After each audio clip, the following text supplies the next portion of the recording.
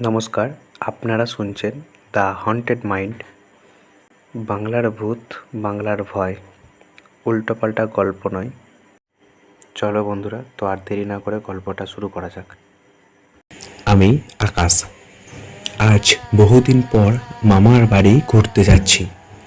পড়াশোনার চাপে আর আগের মতো মামার বাড়ি আর ঘুরতে যাওয়া হয় না।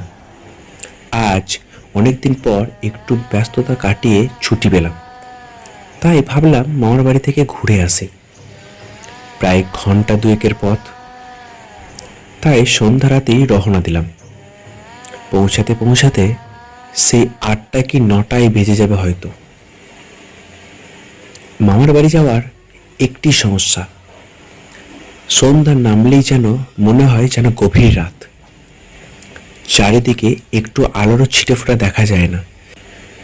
জ্যোৎস্না রাতে চারিদিক আলোয় ভরে গেলেও অমাবস্যা রাতে বিদঘুটে আলোয় এক ধাপ পরে কি আছে তা দেখা মুশকিল হয়ে পড়ে। আর কবরস্থানের পাশ দিয়ে যাওয়ার সময় আচমকা শিয়ালের চাপে বুকের ভেতরটা খচ করে ওঠে। কিন্তু কথায় আছে, মামার বাড়ি ভারী মজা। তাই সব কিছু উপেক্ষা করে মামার বাড়ির দিকে যাচ্ছি। যা ভেবেছিলাম তাই। এতদিনেও এই জায়গার কোনো পরিবর্তন হলো না। যেই জায়গার মানুষেরই পরিবর্তন হয়নি, সেখানে এই জায়গার দোষ দিয়ে কোনো লাভ নেই। এই জায়গাটি শহরাঞ্চল হলেও এই জায়গাটির হাব ভাব মোটেও শহরের মতো নয়। শহরের যেখানে সন্ধ্যা নামলে বৈদ্যুতিক আলোয় চারিপাশ ঝকঝক করে, কিন্তু এখানে বিদঘুটে অন্ধকার ছেয়ে যায়। অনেকদিন পর আসার কারণে মামার বাড়ির পথ প্রায় ভুলেই গিয়েছি। তার মধ্যে কালো অন্ধকারের চারপাশে কিছুই দেখা যাচ্ছে না, আর চেনাও যাচ্ছে না। কোন দিকে যাব আর কোন দিকে যাব না কিছুই বুঝে উঠতে পারছিলাম না। মনে হচ্ছে পথঘাট সব হারিয়ে গুলিয়ে ফেলেছি। হাতে গোনা কিছু কিছু জায়গায় হারিকেনের আলো দেখা গেলেও অধিকাংশ বাড়িই যেন কালো অন্ধকারে ছেয়ে আছে। এখানকার মানুষের বেখেয়ালিপনার কারণে বিদ্যুৎ এখনো সরবরাহ হয়নি, তাই হারিকেন এবং এক ঝাঁক জোনাকি পোকার আলোয় তাদের একমাত্র ভরসা। কবরস্থানের পাশে আসতেই বুকের ভেতর একটা আচমকা আতঙ্কা ভর করল। কেন জানি না, আগে আমার এমন কখনো মনে হয়নি, কিন্তু আজকে কেমন একটা অস্থিরতা কাজ করছিল। চারপাশ শুনশান একটি পরিবেশ, কোনো আওয়াজ নেই, শুধুই নিস্তব্ধতা। চারিদিক খা খা করে বেড়াচ্ছে, আশেপাশে একটি মানুষও নেই। এই তো পৌঁছে গেছি আমার মামার বাড়িতে। যাককে, পৌঁছে গিয়েছি, আর কোনো চিন্তা নেই। কি রে বাবা, এতদিন পরে মনে পড়লো তোর মামিকে? আর এতই রাত করে কেন এলি? ওই আর কি, দেরি হয়ে গেল। অনেকটা পথ পেরিয়ে আসলি, নিশ্চয় খুব খিদে পেয়েছে। আয় তাড়াতাড়ি খেয়ে নে। আগে তো ভিতরে আসতে দাও। হা হা, দেখছিস কি ভুলো মন আমার। আয় আয় আয় বাবা, ভেতরে আয়। না গো মামি, আর কিচ্ছু খাবো না। আসার পথে বাড়ি থেকে বেরিয়ে দেখি হোটেলে বিরিয়ানির গন্ধ বেরোচ্ছে। তাই আর নিজেকে সামলাতে না পেরে 2 প্লেট বিরিয়ানি খেয়েই তবে রওনা দিয়েছি। তোমার বাড়ি আসার সময় রাস্তা ধরে কোন দিকে যাব আর কোন দিকে যাব না বুঝতে পারছিলাম না। অন্ধকারে পথঘাট একদম ঘুরিয়ে ফেলেছিলাম। ভালোই ভালোই শেষ পর্যন্ত পৌঁছাতে পেরেছি। যাক, তাহলে শুয়ে পড়, অনেকটা রাতই তো হলো। সকাল সকাল উঠে একটু জায়গাটা ঘুরে দেখিস, এমনিতে সবই চিনতে পারবি। মামা মামি আমাকে প্রচণ্ড ভালোবাসে।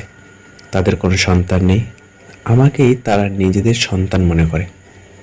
ছোটবেলায় যত আবদার ছিল সবই যেন মামার কাছেই ছিল। বয়সের সাথে সাথে সব কিছু বদলে গিয়েছে। এখন মামার বাড়ি খুব বেশি আসা হয় না। তাই এসেছি যখন বেশ কিছুদিন থেকে যায়, তারপর বাড়ি ফিরব। চোখটা ঘুমে আচ্ছন্ন হয়ে আছে, আর যেন তাকিয়ে থাকতে পারছি না। ঘন্টা দুয়েকের জার্নি করি যেন বেশ ক্লান্ত হয়ে পড়েছি। চোখ দুটো ক্লান্ত হয়ে পড়েছে, আর তাকিয়ে থাকতে পারছি না। এবার তাদের আরাম দেওয়ার পালা। বলতে বলতেই ঘুমিয়ে পড়লাম। হঠাৎ করেই এক কান্নার আওয়াজে আমার ঘুমটা ভেঙে গেল। আমি তাড়াহুড়ো করে উঠে বসলাম। তারপর চারিদিকে তাকিয়ে দেখার চেষ্টা করলাম কে কাঁদছে, কিন্তু ঘরের আশেপাশে কারোরই দেখা পেলাম না। আর থাকারও তো কথা নয়, এ বাড়িতে আমি, মামা আর মামি ছাড়া কেউ তো নেই।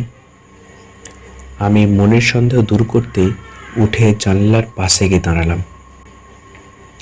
জানালার পাশে দাঁড়াতেই এক দমকা হাওয়া বয়ে গেল। দমকা হাওয়ায় শরীর যেন শিউরে উঠল।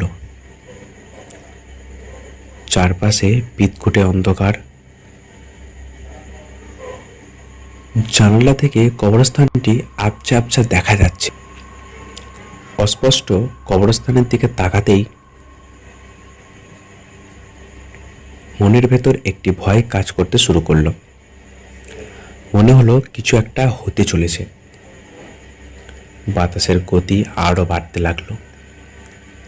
বাড়ির ভিতরের থেকেও মনে হচ্ছে যেন আমাকে উড়িয়ে নিয়ে অন্য কোথাও ফেলে দেবে।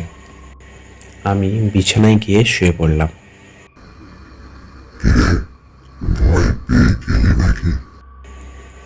কে কে কে কে আছো এখানে? কে কে আছো? কি হলো? আমার কথার কোনো উত্তর দিচ্ছ না যে? কে আছো আশেপাশে?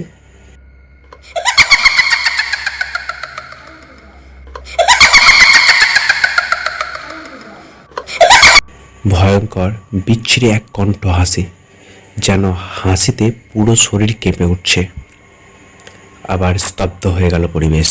চারিদিকে আর কোনো শব্দ নেই, কিন্তু একটুখানি আগেই মনে হলো অস্থির পরিবেশ।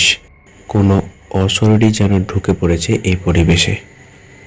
নিমেষে আবারও স্তব্ধ। কিন্তু একটি মেয়ের কান্নার আওয়াজ আর সে কথাগুলো বেশ ভাবাচ্ছিল আমাকে। কিছুতেই যেন ঘুমোতে পারছিলাম না। আর একটু চোখ দুটো লেগে আসলে আবার সে আতঙ্কে চমকে উঠলাম।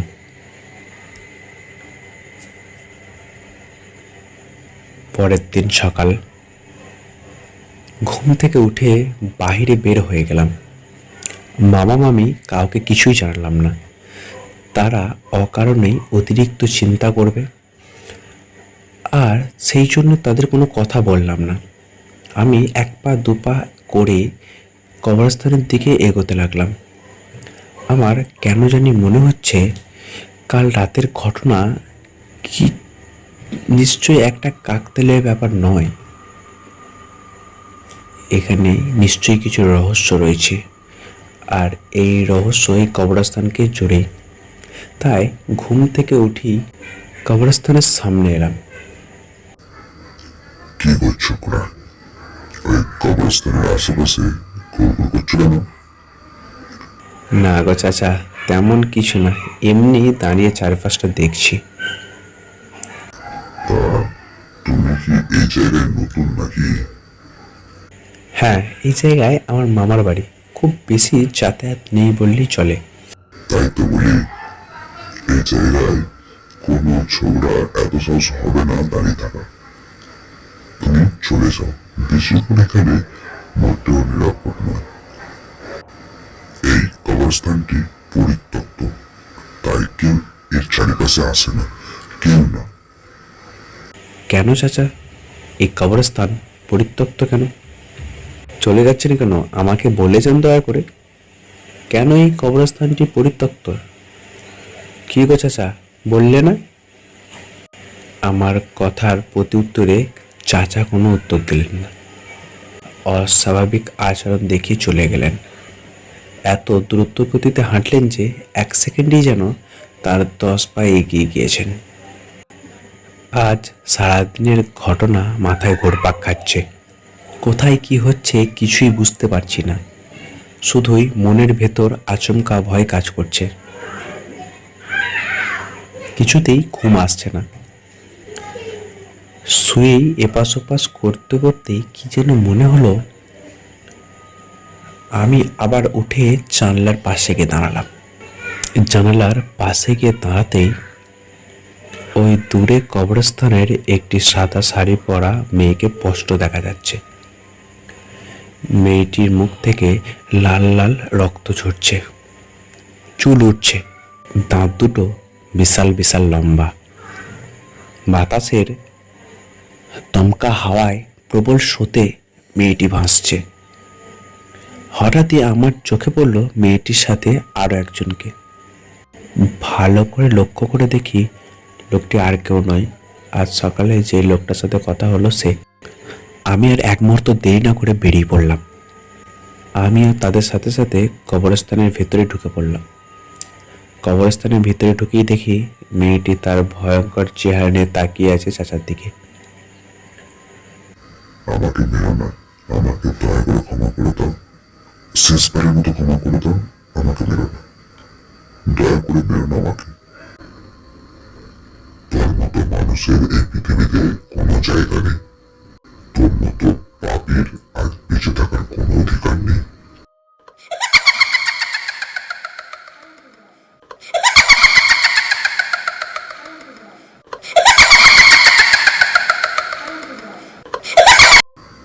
না, আমাকে মেরো না, মেরো না আমাকে। এই কথাটা শেষ হতে না হতেই মেয়েটা চাচার শরীর থেকে তার মাথাটা আলাদা করে দেয়। আমি সেখানে দাঁড়িয়ে পুরো ঘটনাটা দেখে আমার নিজের চোখে বিশ্বাস করতে পারছিলাম না। ভয়ে সেখানেই কাঁপছিলাম। ঠিক সেই মুহূর্তে চোখের পলক পড়তে না পড়তে দেখি মেয়েটি আর সেখানে নেই, আমার ঠিক সোজা বরাবর দাঁড়িয়ে রয়েছে।